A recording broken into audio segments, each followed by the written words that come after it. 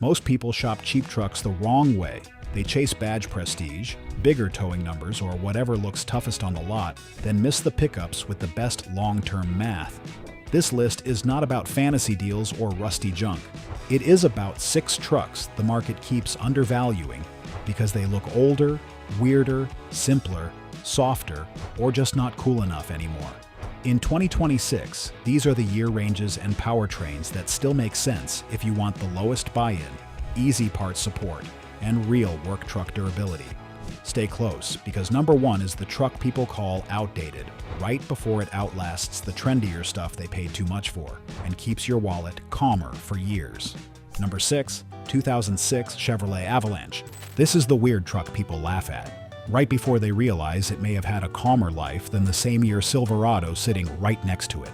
The 2006 Chevrolet Avalanche with the 5.3 V8 is one of those cheap truck buys.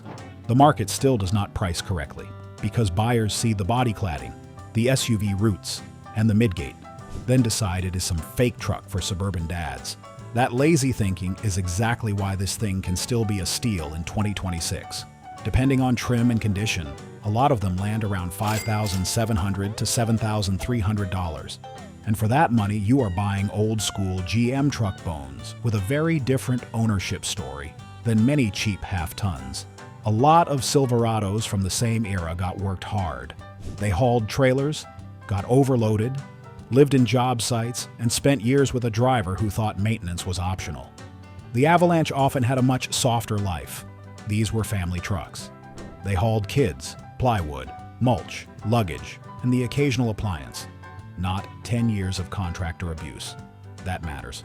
The 5.3-liter V8 in this generation is the kind of engine truck buyers still trust because it feels simple, familiar, and easy to keep alive when basic care is there. You are not buying hero numbers here. You are buying a smooth old-school V8, a traditional automatic, and a chassis shared with proven GM full-size hardware. That is the appeal.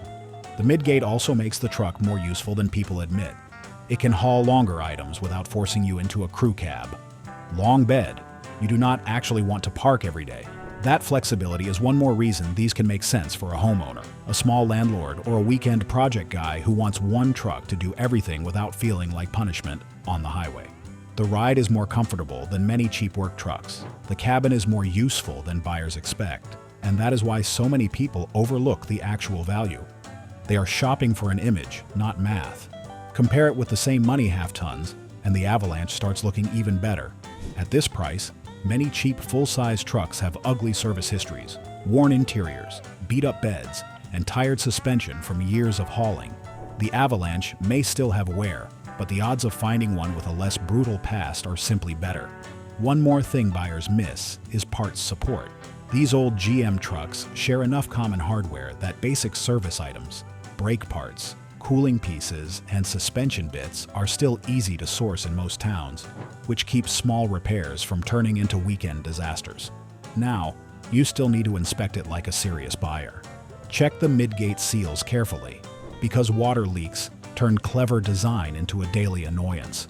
Study the body cladding and panel condition, because cosmetic neglect can hint at broader owner neglect. Get underneath and inspect brake lines, frame rust, and cross members, especially if the truck lived in salt country. Drive it until the transmission is fully warm, because a cheap truck that shifts badly after heat soak is not a bargain. Look hard for proof of cooling system care, because neglected coolant on an older V8 is never something to shrug off. Also, watch the rear suspension stands, the steering feel, and how the tires are wearing, because those things tell the truth faster than a seller ever will. Buy the cleanest one with the most boring story. That is the move. And if you like the idea of cheap, simple truck ownership, but want something smaller, lighter, and even easier to run every day, the next pickup is one of the least glamorous trucks in America, which is exactly why it works. If this kind of straight truck advice saves you from overpaying for badge hype, subscribe now. We cover cheaper picks, smarter years, and trucks built to last. Number 5, 2011 Ford Ranger. This is the small truck buyers dismiss as too old, too plain, and too slow. Then they watch it keep running while fancier trucks eat their budget alive. The 2011 Ford Ranger with the 2.3-liter four-cylinder is not trying to impress anybody. And that is the whole point. In a market where used truck shoppers keep chasing size, chrome, and fake toughness, the Ranger still wins on the things that actually matter to a buyer using his own money. Depending on cab style and trim, you are usually looking at roughly $8,575 to $13,450 in 2026. And that number tells you a lot. You are not paying for the image here. You are paying for simple truck utility, cheap running costs, and hardware that most shops understand without needing a week to diagnose some electronic drama.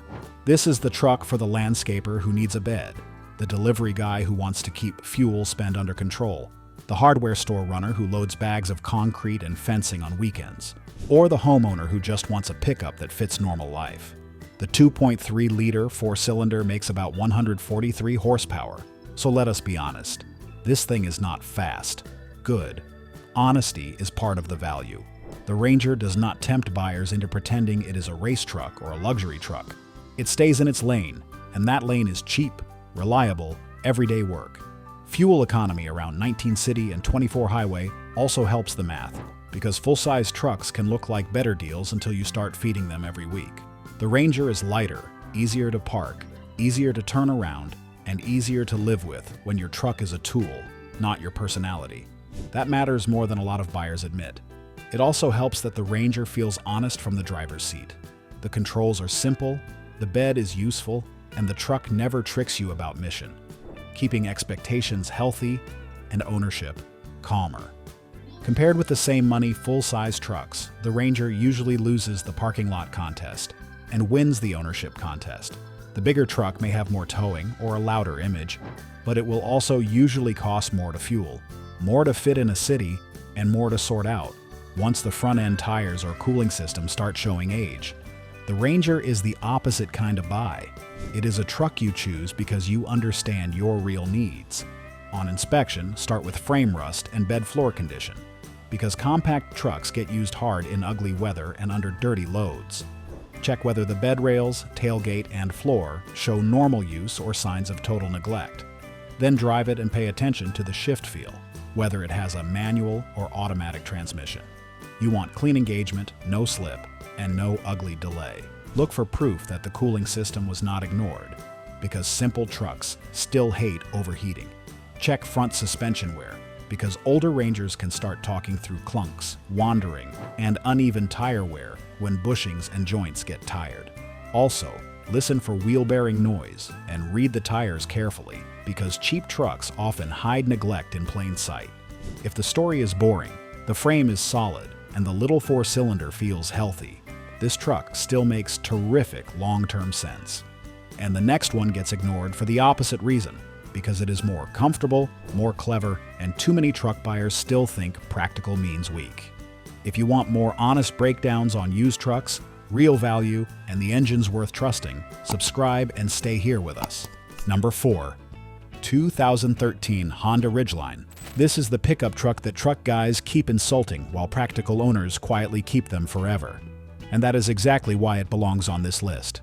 The 2013 Honda Ridgeline usually lands around $12,100 to $14,200 in typical dealer territory, with some private party trucks dipping a bit lower, and that price still confuses buyers who only shop with their ego. They see the unibody layout, the smoother ride, and the cleaner cabin, then decide it is not a real truck. That mistake is where the value hides. The Ridgeline is for the homeowner who wants to haul bags of concrete on Saturday, take the dog to the vet on Monday, drive to work all week, and still head out for a weekend project without feeling punished by the suspension. It is for the buyer who wants one vehicle that handles normal life with much more comfort and much less drama than a rougher mid-sized truck.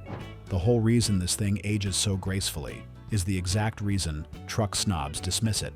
Honda built it to be civil, stable, and easy, instead of trying to prove some macho point every time it hits a pothole.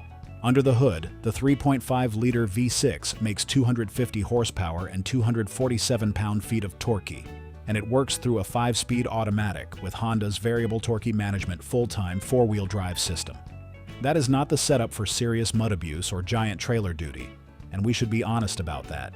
This is not the truck for the guy towing hard every weekend or smashing through deep ruts for fun, but for light truck work, ugly weather, home improvement runs, and daily driving. The Ridgeline makes a strong case because it stays smooth, predictable, and easy to live with. Compare it with Tacoma shopping, and the point gets even clearer. Buyers routinely pay more for a tougher image, a rougher ride, and a smaller-feeling cabin just because the Toyota badge sounds more truck-like. Meanwhile, the Honda often gives you a better seat, calmer steering, a more useful interior, and that brilliant in-bed trunk that still feels clever every single time you use it. This is the truck for people who understand that real utility is not always loud. That matters daily. On inspection, you need to act like a grown man, not a fanboy. Check the transmission service history first, because a truck with missing fluid records is telling you a story. Then look for rear differential fluid service, because that matters on these. Test the in-bed trunk carefully. Make sure it opens cleanly, seals properly, and does not smell like standing water. Study the tailgate and bedwear, because the Ridgeline often worked as a homeowner truck, not a poser truck, and wear patterns will show you how. Then drive it over broken pavement and listen to the suspension. It should feel composed, not loose, not clunky, and not tired. Also, watch tire wear, because alignment neglect shows up there fast. If you buy a clean one with boring records, this truck can be one of the easiest long-term ownership plays in the whole cheap truck market. And the next truck has a rougher reputation, but the right engine completely changes the story. Number 3. 2015 Ram 1500. This is the full-size truck people talk themselves out of before they even look at the right engine, and that is why it keeps getting mispriced. The 2015 Ram 1500 with the 3.6 Pentastar V6 usually runs from about $11,700 for a basic regular cab into the mid-teens for nicer quad cab trucks. And that spread matters because this is one of the few cheap half-tons that can still work as a daily driver without feeling like a punishment box. The problem is that a lot of buyers hear Ram and immediately think Hemi, lifter noise, broken exhaust bolts, and expensive drama. That is the wrong truck. The smarter play is the 3.6-liter Pentastar, especially when it is paired with the 8-speed automatic. That combination is the whole reason this truck makes the list. You get a V6 with roughly 305 horsepower and 269 pound-feet of torque, plus an 8-speed that helps the truck feel more responsive, more efficient, and much more modern than many same-money half-tons. This is not the truck for the guy trying to impress a trailer park with exhaust noise. This is the truck for the fleet buyer, the commuter who still needs a bed, the small business owner, or the weekend hauler who wants a full-size cabin and honest truck usefulness without swallowing V8 fuel bills every single week. KBB also notes the strong fuel economy story on these V6 trucks, and that matters more than badge pride when gas prices start chewing through your paycheck. It also matters that the Ram cabin feels more livable, more spacious, and more relaxed than a lot of the same money older V8 trucks. You sit in one of these, and the interior usually feels less stripped out. The ride feels more settled, and the truck stops trying so hard to prove it is working class. That is a real advantage when your truck spends more time doing normal life than pulling max load charts. Compared with the same money older V8 half-tons, the Pentastar Ram starts looking even smarter. Those older V8 trucks may sound tougher, but many are thirstier, rougher, and carrying uglier maintenance histories because buyers use them harder. The V6 Ram often lands in a sweet spot where it still gives you a full-size bed, useful payload for common tasks, and a much easier day-to-day ownership story. It is also one of those trucks where the wrong internet reputation keeps the value alive for buyers who actually pay attention. The Pentastar angle only works when you stay disciplined, practical, and honest about what this truck is for. It is not a macho toy. It is a cheaper, cleaner, and smarter full-size tool. Now, do not get sloppy on inspection. Start under the hood and check for the known plastic oil filter housing leak, because it is common enough that you should assume nothing and verify everything. Then drive the truck until the 8th speed is fully warm. You want clean, crisp shifts, not flare, not hesitation, and not a weird shuffle through gears. Watch the front end for play, noise, or loose steering feel, because a cheap truck can hide suspension wear behind a pretty wash. Listen for exhaust noise too, because even a simple leak can turn into a negotiation point or an annoying repair. Just as important, read the truck's life story. A private owner truck with records is not the same as a fleet truck with a pressure-washed engine bay and vague answers. Look at the bed, the hitch, the interior, and the seatwear together. They will tell you whether the truck hauled mulch on weekends or spent its life being treated like a disposable tool. Buy the cleaner story, not the louder engine. That is the lesson here. And the next truck is even less fashionable, has a bigger engine, a more dated cabin, and still keeps getting overlooked because too many buyers hate old interiors more than they love cheap V8 durability. Subscribe if you want the truth before you buy. We are building a channel for buyers who want stronger trucks, better value, and fewer regrets. Number 2. 2005 Toyota Tundra.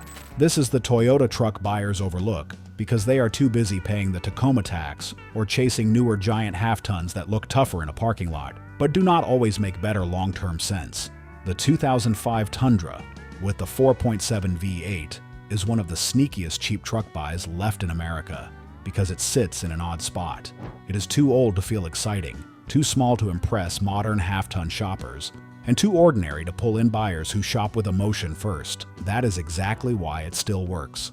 In 2026, a lot of access cab and double cab trucks fall roughly between $6,125 and $10,450, with basic work truck versions landing even lower. And that is strong value for a V8 pickup with this kind of day-to-day usability. The 4.7 makes 282 horsepower and 325 pound-feet of torque. And in the right setup, the truck can tow up to 7,100 pounds. Those are still useful numbers for real life. More importantly, the truck feels manageable. It is easier to park than a modern full-size car, easier to place on a narrow street, and easier to live with when you are not trying to prove anything at a stoplight. This is the truck for the buyer who wants V8. Simplicity, a frame, a bed, and a truck that still feels easy every single day. That is the whole appeal.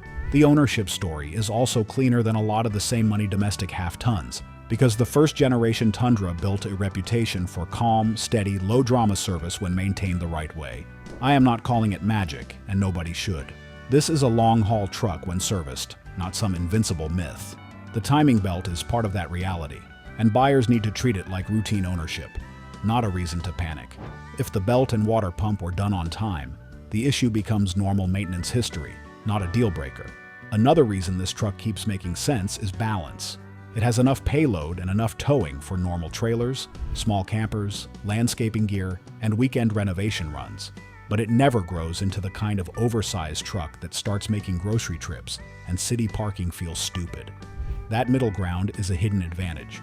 Compare this truck with the same money domestic half-tons, and the point gets stronger.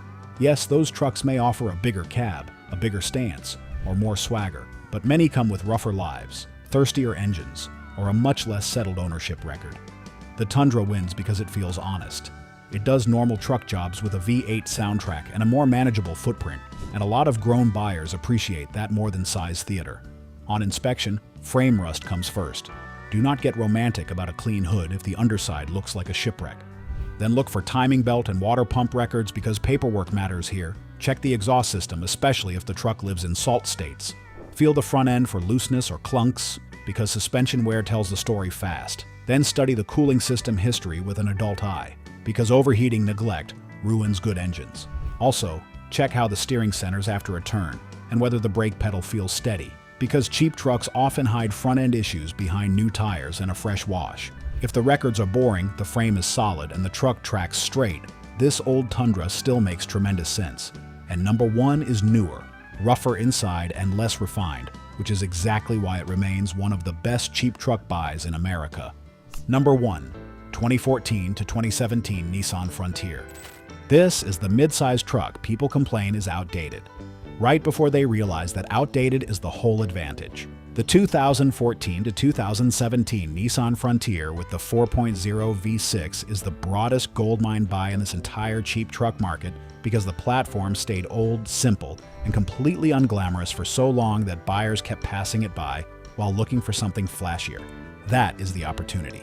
In the 2026 market, the V6 crew cab sweet spot usually runs from about $10,800 to $14,900, with king cab trucks usually lower and cleaner, later examples landing in the low to mid-teens. For that money, you are getting a body-on-frame midsize pickup with a real bed, a real work attitude, and a drivetrain. Most independent shops can understand without plugging in 3 laptops. The V6 story is easy to follow. 4.0 liters, 261 horsepower, 281 pound-feet of torque, and a 5-speed automatic in the versions most people actually shop. That is not exciting on paper, but it is very good in the real world. This truck is for the contractor who needs a dependable bed, the small business owner who wants less clutter and less nonsense, the hunter who wants 4-wheel drive and a frame, or the homeowner who wants one pickup that can haul, tow, and survive ordinary abuse. The whole point is that the Frontier stayed old school. No tiny turbo engine, no big experiment, no trendy image story. Just a proven layout that buyers and mechanics have seen for years, that matters more than people admit. The interior is dated, yes. The ride is not luxurious, yes. The styling is not trying to win a design award, also, yes. Good. All of that helped keep the price down while the truck kept doing the work. It also means parts knowledge is broad. Used parts are easy to find. And repair conversations stay shorter because everybody already knows what the truck is. That kind of familiarity saves time, money, and patience. This is where the video's entire argument lands hardest. Put the Frontier next to Tacoma pricing, and the market starts looking irrational. Buyers often pay thousands more for the Toyota name, even when the Nissan still covers most of the same real-world truck jobs. That is not anti-Toyota talk. That is just math. If your actual life involves mulch, ladders, tools, hunting gear, home projects, and the occasional trailer, the Frontier still checks a huge number of the same boxes for less money. It is not better because it is fancier. It is better because it is cheaper, common, and easier to understand. On inspection, start with the transmission fluid history, because even a proven automatic still wants evidence of care. If it has 4-wheel drive, engage it and make sure it works cleanly. Look for rear leaf spring sag and signs of hard hauling, because work trucks tell the truth at the back. Get underneath and study the frame. Then inspect the bed for abuse, because a trashed bed usually means a trashed ownership story. Finally, look around the cooling system for neglect, because old trucks hate lazy maintenance. Pay attention to idle quality, listen for driveline noises at neighborhood speed, and do not ignore worn tires, because these trucks often get cheap rubber right before sale.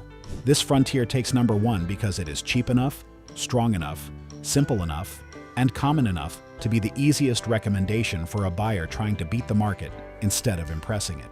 Click on the next video because the best cheap trucks disappear once buyers finally figure them out. Subscribe for stronger picks, smarter years, and fewer expensive mistakes before the values climb higher.